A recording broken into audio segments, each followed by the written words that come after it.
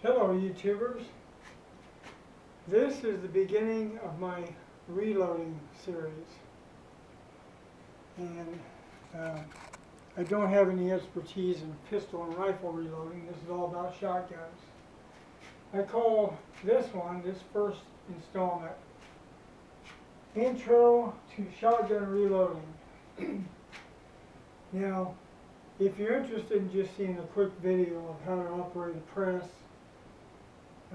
there's plenty of those on YouTube. But the reason I'm doing an entire series is because really there is so much information out there. There's a lot. If you're going to be serious about reloading, you should find out as much information as possible. So that's what I intend to do, is convey as much information as possible to you.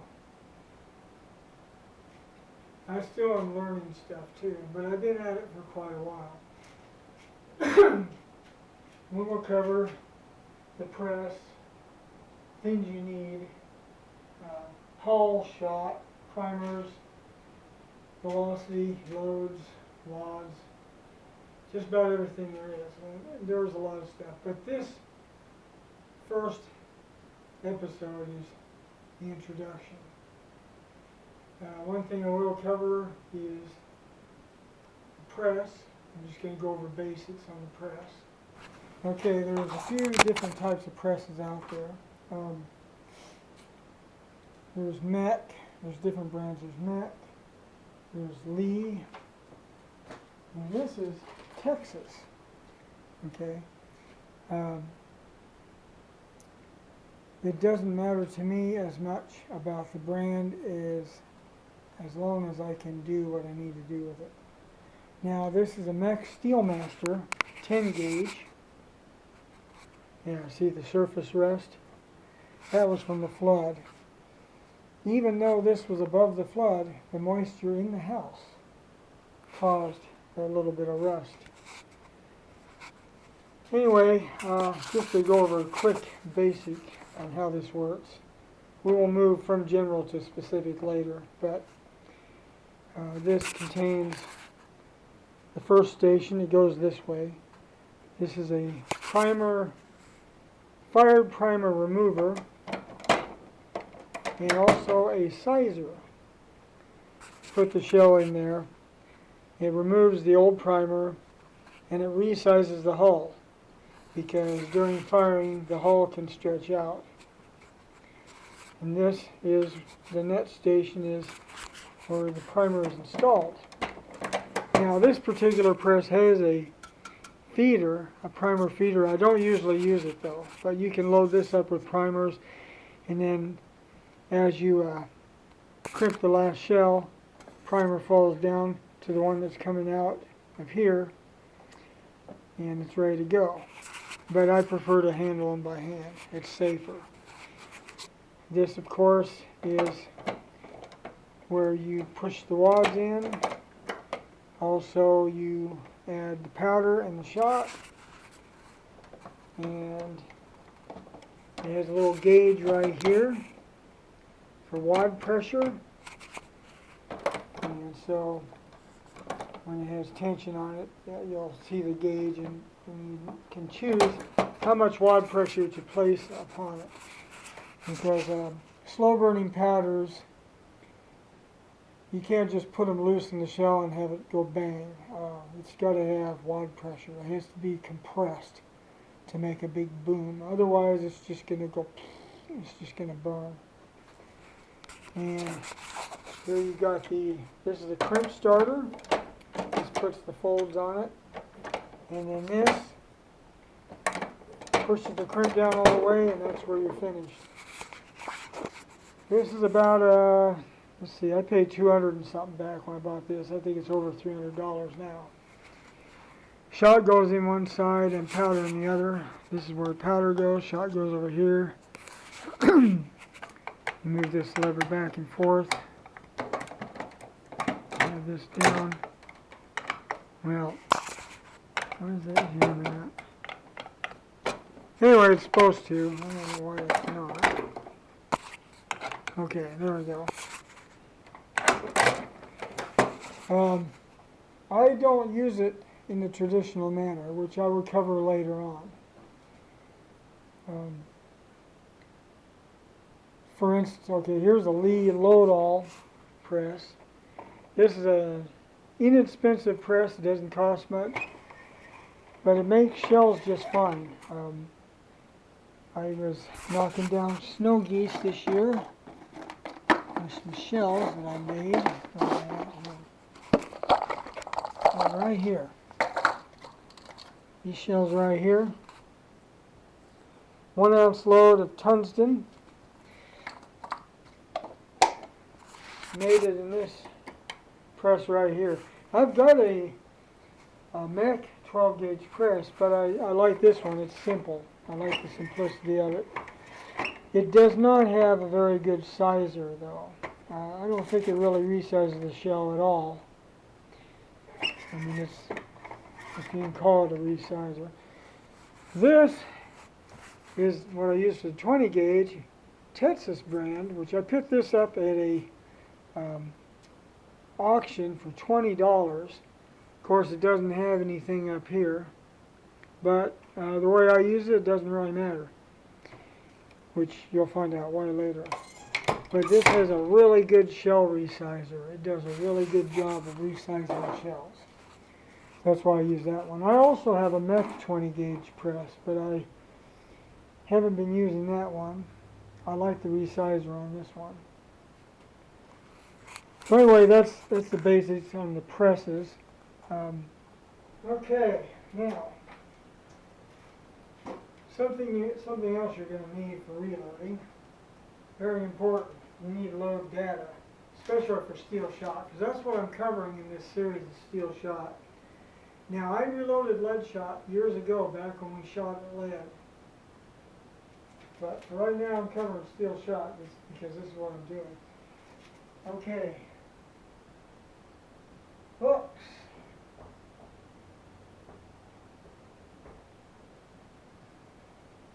You gotta know what you're reloading. You can't just buy powder and buy shot and wads and just throw it together and call it good without knowing what you're loading. So, I highly recommend Status of Steel. You can get this through Ballistic Products. And also, Advantages Manual, which is falling apart as you can see. This is a Shot Shell Load Encyclopedia, and this has a lot of good loads in it. It's also got information that you really need to know about shot, wads, hulls, powder. It covers all of it.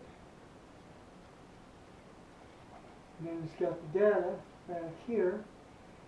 It's got, of course, lead and steel, and also tungsten. It has data for that. And this is a good one to have too. The Lyman Shot Shell Reloading Handbook. There's a lot of good recipes in here. Easy to read.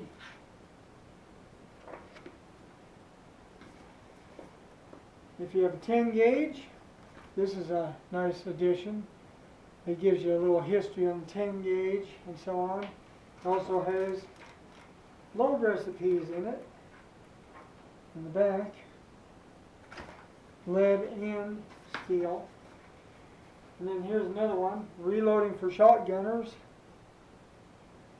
This is by, it's a Mech book by SAP Press, Gun Digest Books. And it's got a number of recipes in it as well.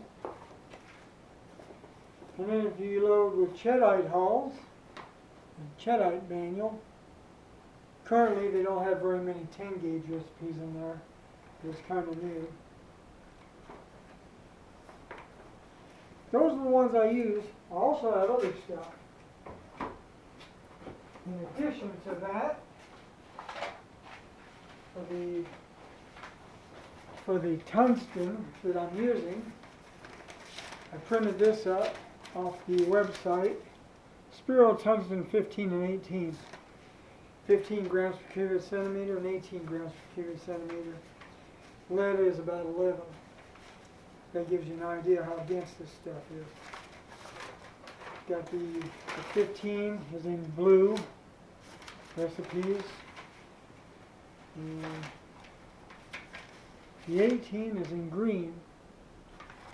Now there's not a lot of them, but it's different than lead and steel, so it's good to have this.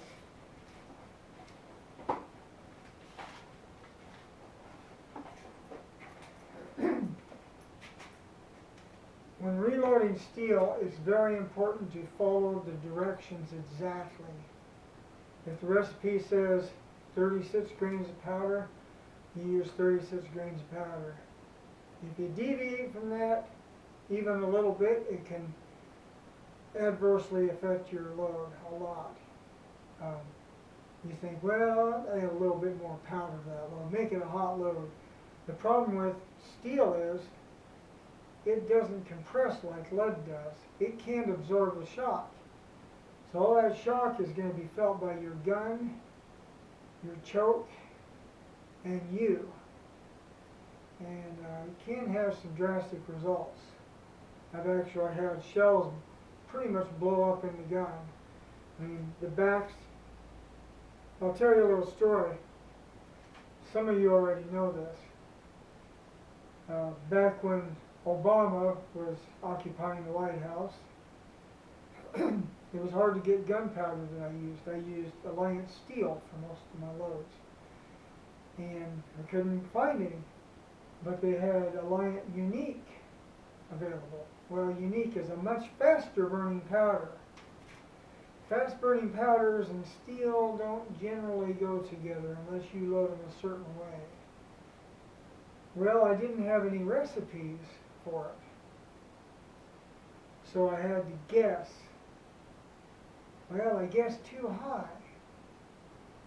And what happened was, I was using Federal Hulls, which the base wad, which is the part of the bottom of the shell, is made up of compressed paper material.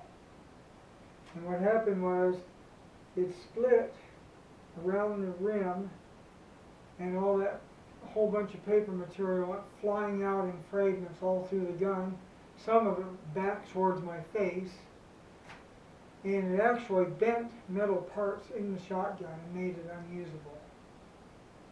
And that was what led to Blackie having ejection problems. Fortunately, I've had it worked on, and now it seems to work fine. But it cost me $180 to fix that little mistake. At least it didn't blow the barrel up. Now I downgraded the load considerably and come up with a recipe that actually worked. But my velocity was drastically reduced. You can't, it's hard to get high velocity out of fast burning powder with steel pellets. The only way you can do it is go to a really light load of steel. You can't make a heavy magnum load. Magnum usually means heavy load. You can't do a magnum load and a high velocity with faster burning powder without having dire consequences. I'll give you a quick disclaimer, of course. I'm not responsible if you blow yourself up, naturally. All I can do is give you the knowledge that I know. If you experiment, that's your choice. Now, I have been known to experiment, so I'm not going to sit here and preach one thing and act like I'm holier than thou, because I've done some experimenting myself. But I don't recommend it. That said, I know some of you will anyway, probably. Just a quick word about back when we were shooting lead. When I was a teenager, I was reloading.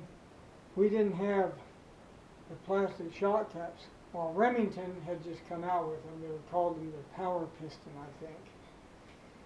Yeah, back then, who knew it was going to completely revolutionize loads?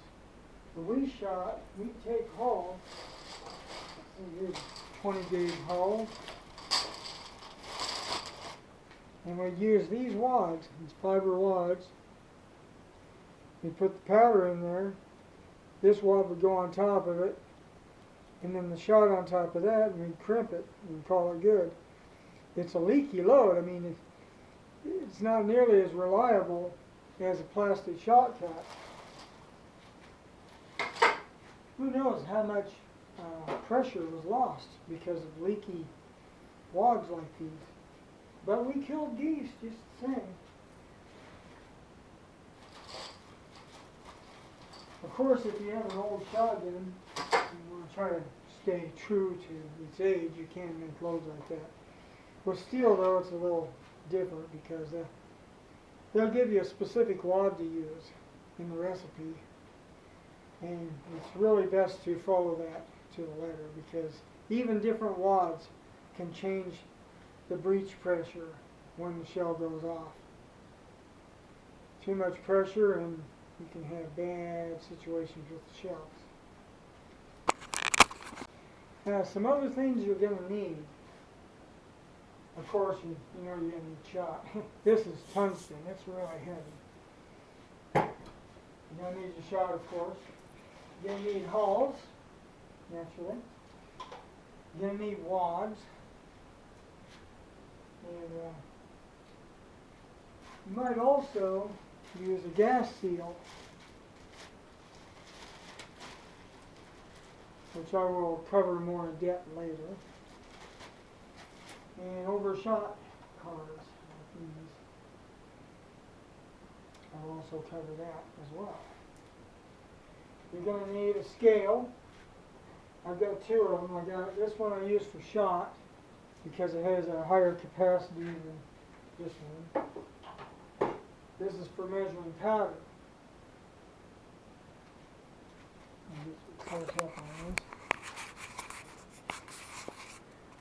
On this scale, you just set it up accordingly to how many grains of powder you're supposed to put in. Fill the shot cup up, and when it balances on 0, you're good. Of course, traditionally, in the reloader, you have this out. Let's see. I don't have one that doesn't have a screw in it. But this has a little, I don't know if you'd call it a collar, I forgot what they call them, but a little tube that fits in each one of these, and it controls how much shot or how much powder goes out when you slide that over. And you get different size ones. So you can have it to be, say you need 40 grains of powder for magnum load. You can put one in there that drops about 40 grains of powder. And say 2 ounces of shot, or with steel shot, say 1 5/8 or 1.5, and 10 gauge. You can set that up too. Now this particular Steelmaster for 10 gauge is generally right out of the box. It's set up for number 2 shot or BBs or ones, somewhere in there. And so if you try to put anything bigger in, it might be less precise. Same with smaller. Smaller shot's going to probably be a little heavier load because there's less gaps in the shell when it fills it up.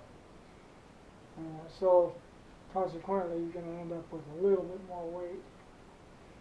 But the problem with these is accuracy on every load isn't always the same.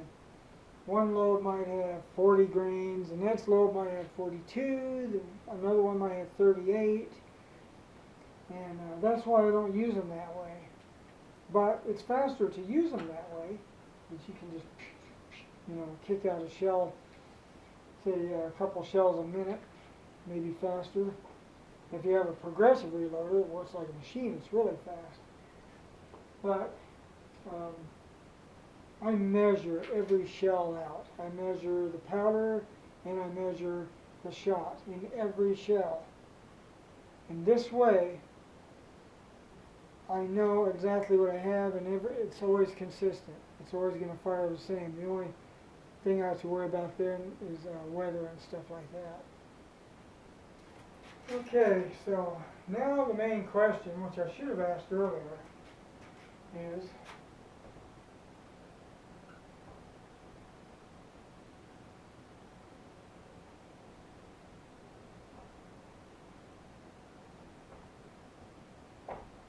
why reload? Why reload in the first place?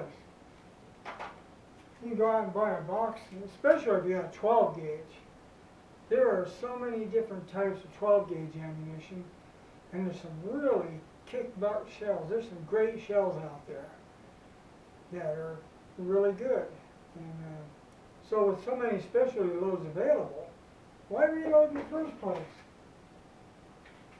Well, I'll give you some reasons. When they're kicking out thousands and thousands of shells, they're going to have some small variances.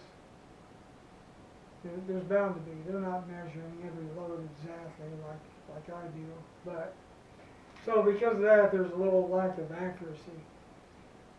Also, they use a fold crimp, which I use a fold crimp on a lot of them, but sometimes I use a roll crimp. That's something else I'll go into later. A roll crimp is actually technically superior to a fold crimp, but the fold crimp is less expensive. It's more cost effective for manufacturers. And most of the recipes are in fold crimps. Now I've used the same recipes and did a roll crimp with them. What usually happens is the pressure is usually reduced a little bit in that case. I don't think I've ever had a dud or misfire from one that I rolled crimp, but I've had plenty of them from fold crimps. But anyway, why reload? Okay. So, precision of the load, each load being consistent with the last one. Also, if you have different guns, like I have more than one weapon, different guns respond differently with different loads. Some guns seem to prefer a certain load which won't work as good in another gun for some reason. You'd think, well, all the guns are the same. Well, they're not. The chokes aren't the same either. So depending on your gun and choke combination, you can, if you're reloading, you can create the exact precise load that works the best in that combination, in that weapon. You can get much closer than just buying a box of shells at the store. So that's one of the main reasons I reload right there. Another reason is simple.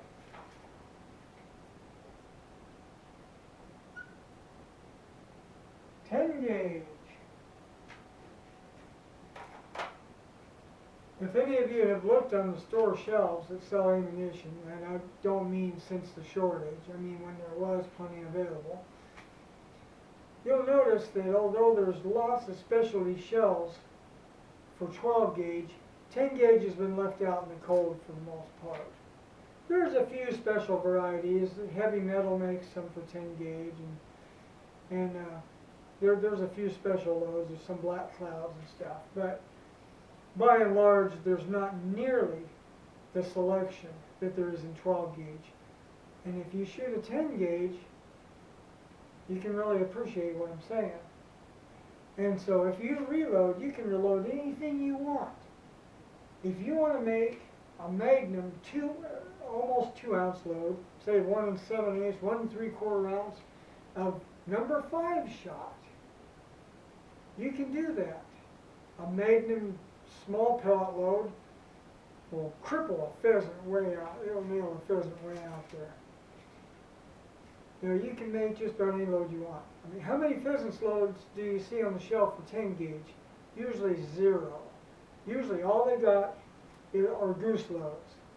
Usually BB or BBB, triple B or double B, 1.5, 1 5/8 ounce. That's mostly what's available. You might once in a while run into 2-shot or something like that. Now, back in the day when we were shooting lead, there was a little bit of the same situation, but the 10 gauge was more popular then. But back then with lead, the standard load for geese was 2 ounces for 2-shot. That's what most of them were. But if you think about it, a 2 ounces of lead takes up, well, I'll go over that. Steel takes up a lot more space than lead does for the weight. So that's a big factor. So 10 gauge, or if you have 16 gauge, for instance, that's another one. Not very many shells available. 28 gauge, that's another one. The 20 gauge, they've improved a lot. There's more variety than there used to be, but sometimes it's still lacking a little bit. But you can find a pretty good selection. So if you just shoot a 12 gauge, and if you are just shooting over decoys at 30 yards, you can go to the store, buy your standard loads that are, say, 2-shot or something like that. Regular steel, garden variety steel, and you can kill plenty of geese with them. But if you want to do some pass shooting, or you have a variety of other conditions, cold weather, you're going to need a variety of loads for different situations. And that's where reloading comes in. Say you're going to go out in a couple days, like on the weekend, and you look at the weather prediction and it's going to be, say, cold and foggy. Okay, you're going to go probably with a wider choke because you're shooting in the fog. Because if they're too far away, you won't see them anyway. So they're going to be closer. So you may want to go with a little smaller shot. Maybe a little faster velocity, possibly. So you can set that up. You can make some loads specifically for that day. That's the beauty of reloading. So much versatility that you don't have by shopping, especially in 10 gauge. I know a lot of you out there have 10 gauges. Nothing wrong. I'm not impugning anyone having 12 gauges or 20 gauges. I've got all three. But for some types of shooting, the 10 gauge is still king. So anyway, that's made it. And also there's one other reason. Cost.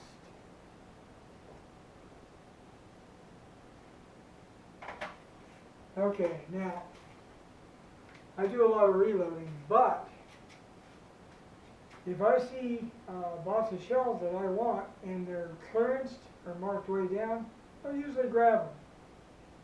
Nothing wrong with that. There's plenty of manufactured shells that, if they're low enough price, they're worth buying. Typically, though, a box of 10 gauge shells are going to cost you around $30, give or take a few dollars. And if they're anything special like Black Cloud or something like that, or if they're heavy shot, it could cost you as much as $70-some for 10 shells. It's insane. The 10 gauge shells are expensive. So for 10 gauge, I think it's pretty much always cost effective to reload. If you buy new hulls and use them 4 times, I think I figured out I could reload a box of steel shells for around $14 a box, something like that, versus paying $30 a box. And they'll go 4 times, no problem. Some hulls will last more times than that. If you can afford it, it's best to just use new hulls every time. But